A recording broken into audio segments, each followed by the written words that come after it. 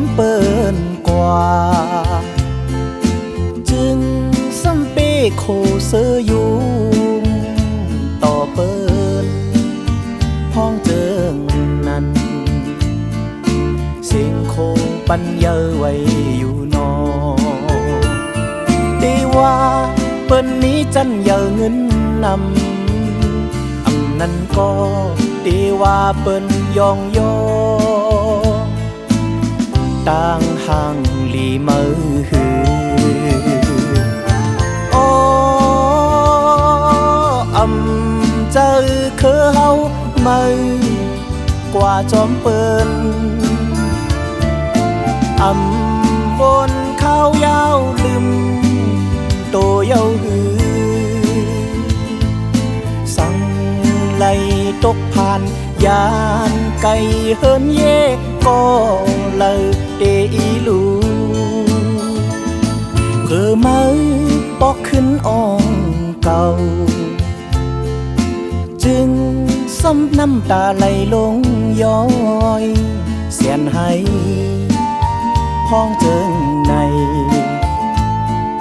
เสียงลาดมือเปอ่อนอ่อนนอเคยเฮาปีน้องอีลูมือนั้นก็เคยเฮาเปิ้นหันจอนต่างแหน่งเจอมือโอ้หมอกเปิ้นตักเย้ายามเดียวเหี่ยวไว้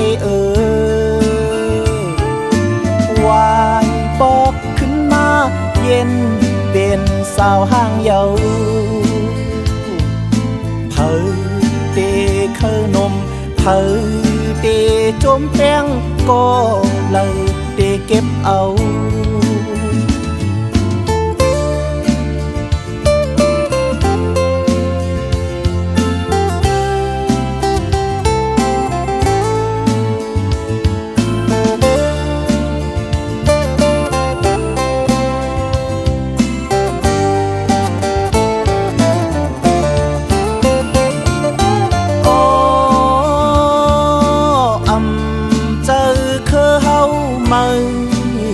กว่าจอมเปิ้น